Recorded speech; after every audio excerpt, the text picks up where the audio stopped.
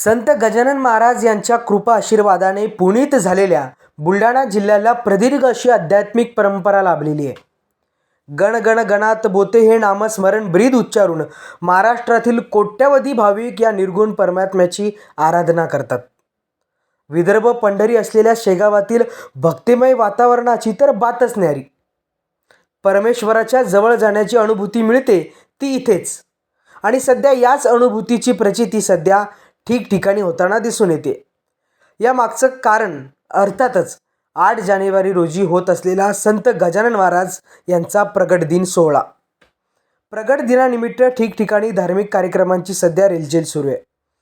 अशा भक्तिसागरात हजारो भाविक अमृताच्या वर्षावात न्हाऊन गेलेले आहेत। खामगाव तालुक्यातील ढोरपगाव येथेही अखंड हरिनाम सप्ताह आणि संगीतमय श्रीमद भागवत कथेचं आयोजन करण्यात आलं आहे। प्रगट दिनाला या उत्सवाची सांगता होणार आहे। तत्पूर्वी गावातच प्रशांत मामणकर महाराज यांच्या अमृततुल्य वाणीतून दररोज पंचक्रोशीतील भाविक मंत्रमुग्ध होताना दिसत आहेत।